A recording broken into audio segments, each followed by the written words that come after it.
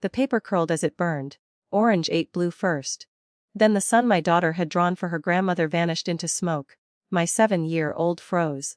Not cried. Not flinched, just stood there, arms still extended, holding nothing. My mother didn't look at her. She flicked ash from her fingers and said, "Go play somewhere else. This is family time." Family time. I tasted the words like poison. I took my daughter's hand. Felt how cold her fingers were. Felt how she tried to be brave because she thought that's what I wanted. I stood up, I said 5 words. "You don't get her anymore." The room went dead quiet.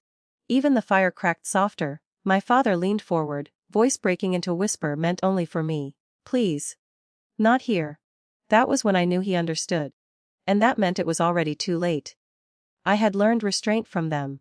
From the house where emotions were liabilities and silence was survival. When I was 22. My mother hugged me at my wedding and whispered, "Finally, someone else will deal with you now." I laughed then. Thought it was humor. Thought it was love wearing thorns. She had always been precise with her cruelty. Never loud. Never messy, just enough to leave no witnesses and plenty of doubt. When my daughter was born, my mother didn't rush the hospital bed. She inspected. As if checking a return policy. "Let's hope she's not sensitive," she said. That would be difficult. I told myself she'd soften. I told myself time changes people. I told myself lies. For 7 years I edited reality for my child. Translated sharp remarks into jokes. Intercepted dismissals before they landed. I told myself protection was love. But protection is temporary. Power is permanent. The first crack appeared a year earlier. At Thanksgiving. My daughter had made place cards in glitter marker.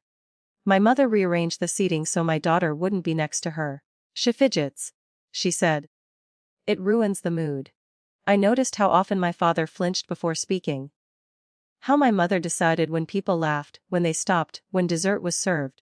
I noticed how the room bent around her. And I started watching. I found the emails first. Nothing dramatic. Nothing obvious, just patterns. Family group threads where plans were made without me. Photos shared privately. Then reposted publicly with captions like "Just Us." My daughter cropped out of frames. Me cropped out of memory. I didn't confront anyone. I never do things without inventory. I checked documents, property records, the will. My parents had set up a trust years ago. It was framed as, "For the family." But names matter, and mine was conspicuously absent. Everything funneled through my brother. My mother's favorite. Her echo. I remembered every time she told me I was too much. Too emotional, too stubborn. Too independent. Independence terrifies tyrants. I didn't cry, I sharpened. I spoke to a lawyer quietly. Asked questions like I was curious, not wounded. Learned which levers mattered. Learned where pressure breaks stone. I updated my own will, changed guardianship, locked down access. I documented everything. Dates. Witnesses. The way my mother smiled when she hurt people. The way my father begged with his eyes for peace he never earned. And I waited. The fire was my mother's idea. She loved drama as long as she controlled it. A winter gathering. Just immediate family. I brought my daughter because she begged. Because she still believed. Because I wanted to be sure. She had drawn that picture carefully. I watched her choose the colors. Watched her erase and redraw the house until it looked welcoming. She handed it to my mother like an offering. The fire answered. That was the moment. Not the first wound. The last. I said my 5 words and felt the shift. The loss of oxygen. The collapse of assumed authority. My mother laughed once. Sharp, dismissive. "Oh, don't be dramatic." I didn't raise my voice. I didn't need to. "You will not speak to her again," I said. "You will not see her. You will not use her to hurt me." My father stood. Reached for my arm. "Let's talk later." Later is the currency of cowards. I already did. I said. For years. My brother scoffed. Tried to perform disbelief. "You're overreacting." I looked at him.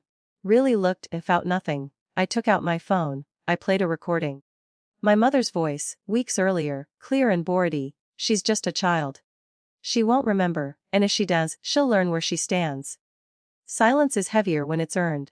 My father sat back down. My mother's face changed. "Not to guilt, to calculation. You recorded me," she said. "Accusation, not denial. I archived you." I said. I slid a folder onto the table.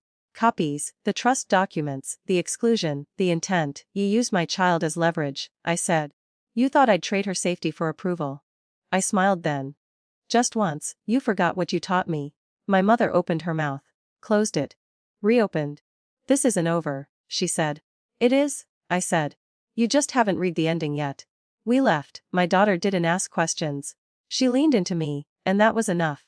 The fallout was surgical, my lawyer moved first. Filed injunctions, established boundaries that carried consequences, not emotional ones. Legal ones. My father called, cried, apologized, asked me to reconsider. I told him something I'd never said before. You watched. That was your choice. My brother texted paragraphs. Anger dressed as confusion. I blocked him mid-sentence. My mother sent a letter. Handwritten. A classic move. She wrote about family, about forgiveness, about misunderstandings. I sent it back unopened. Then I made the final move. I released the recording. Not publicly, selectively. To people who mattered. To people who whispered. To people who had enabled her because they didn't want to be next. Reputations don't collapse. They evaporate. Invitations stopped coming. Questions started. My mother called once more. Left a voicemail. No anger. No blame, fear. I don't understand what you want, she said. I never responded. Months later. My father showed up alone. Smaller somehow. Like a man stepping out from behind a shadow. She doesn't sleep, he said. She keeps asking what she did wrong. I knelt to meet his eyes. She knows, I said. That's the problem. He noddily. Too late. My daughter doesn't draw for them anymore. She draws for herself. She draws strong girls with steady hands. Houses with locked doors and open windows. Fires that warm instead of destroy. Sometimes she asks why we don't visit. I tell her the truth, in pieces she can carry. Some people don't know how to be kind. I say. So we choose distance. She accepts that. Children understand boundaries better than adults. I still hear my mother's voice sometimes. In all reflexes. In the pause before I speak. Then I remember the fire. The ash. The quiet. I didn't scream. I didn't beg. I ended it. And I have never felt more at peace.